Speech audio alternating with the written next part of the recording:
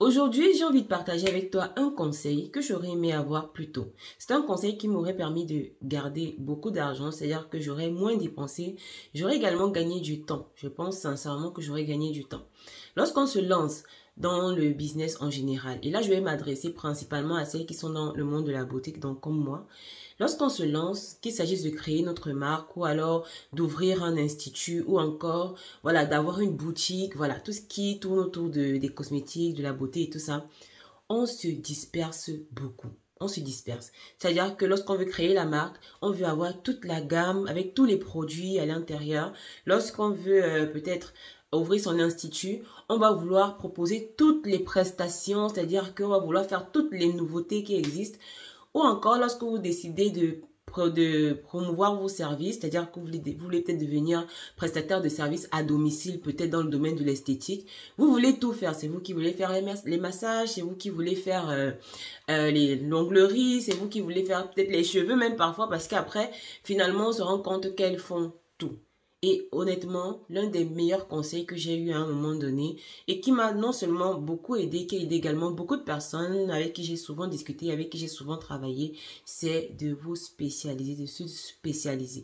Se spécialiser, c'est pas forcément d'abandonner toutes les autres choses que vous savez faire. Non, c'est pas ça, parce que c'est souvent ça la crainte. C'est que, mais je sais faire ça, tu vois en fait que j'abandonne. Non, c'est pas ça.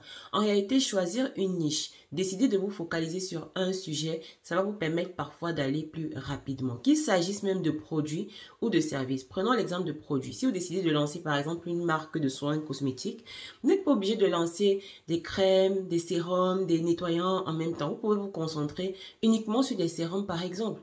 C'est-à-dire que vous devenez l'experte ou alors l'as des sérums. C'est-à-dire que c'est vers vous qu'on se tourne lorsqu'on veut des sérums pour des problématiques ciblées.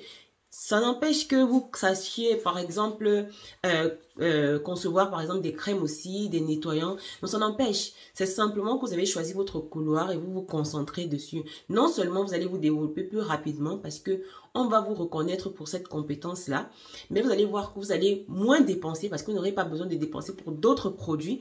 Et voilà. Donc, ça, c'est pour les produits. Mais si c'est pour les services également, c'est la même chose.